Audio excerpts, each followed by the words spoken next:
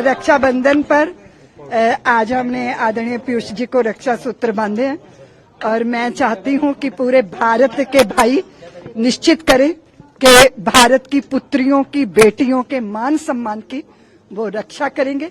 इस देश के अंदर बलात्कारों की नृशंस घटनाओं पर रोक लगेगी और ऐसे पापियों को उचित दंड मिलना चाहिए।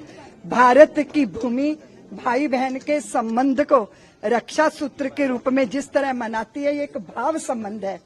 भाई बहन को रक्षा का आश्वासन देता है, लेकिन बहन भी भाइयों के कार्यों में उनको रक्षा सूत्र बांध के उनकी भी रक्षा करती हैं।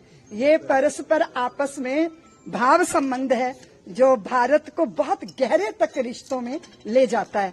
मैं इस अवसर पर आप सबके माध्यम में एक ही बात कहना चाहती हूँ, भारत की पुत्रियां सुरक्षित होनी चाहिए और इस देश के अंदर जो ऐसी घटनाएं, कोई नरों के बीच में एक नर पिशाच जब ये सब करता है तो आत्मा सिहर जाती है।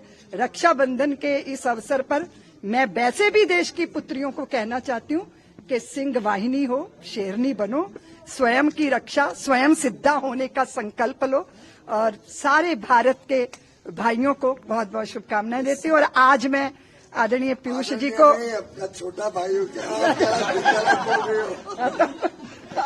पीयूष बोलो तो बोलिए, आप अपनी बात कहिए। मैं वास्तव में आज धन्य हूँ कि हमारी बहन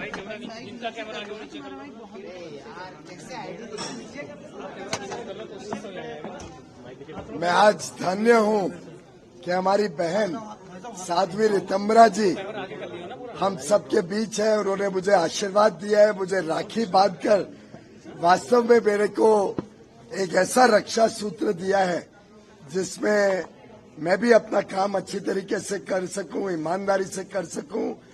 एक प्रकार से ये राखी बड़ी विशेष रही।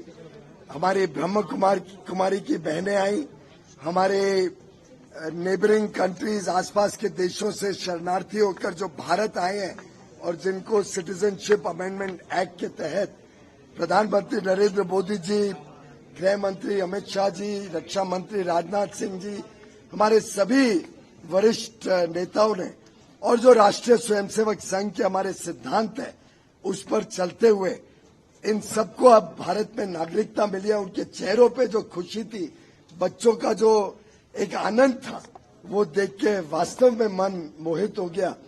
और अब बहन साध्वी रितंबरा जी के आशीर्वाद से वास्तव में मेरे लिए ये राखी जीवन की एक अद्भुत राखी रहेगी, यादगार राखी रहेगी। बहन साध्वी जी और मेरा रिश्ता वर्षों वर्षों का है। मैं एक छोटा प्रसंग बताना चाहूंगा। माननीय श्रद्धेय अटल बिहारी वाजपेयी जी ने आज से लगभग 30 वर्ष पहले, शायद ये 90s की बात है, अर्ली 90s की बात है, मुझे एक दिन बुलाकर कहा कि वो एक छोटी कन्या है, वो बड़ा तेज भाषण देती है, बड़ा उत्तेजना के साथ भाषण देती है, उसका मुझे कैसेट चाहिए। उन दिनों में कैसेट होता था। मैंने बड़ा ढूंढ ढांड के सोचा कोई डीवीडी मिल जाए। बड़े मुश्किल से एक डीवीडी मिली जिसमें साध्वी रितंबरा जी प्रभु श्री राम की आराधना कर रही थी। उनका भव्य मंदिर बने और अयोध्या में बने, उसी स्थान पर बने जहां राम का जन्म हुआ था। उसके ऊपर एक बड़ा ही अच्छा भाषण इनका मैंने ढूंढ के निकाला और मेरे सामने अटल जी ने पूरा भाषण सुना कि ये क्या कन्या किस प्रकार से इतना बढ़िया ओजस्वी भाषण देती है।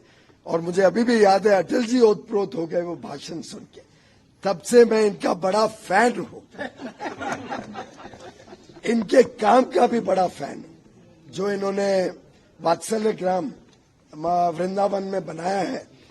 मैं मानता हूं कि जो व्यक्ति ने वो वात्सल्य ग्राम नहीं देखा, एक बार अवश्य जाना चाहिए।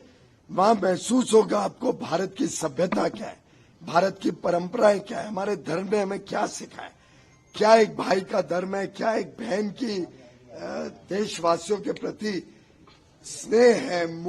मोहित कर देगा आपको ये काम।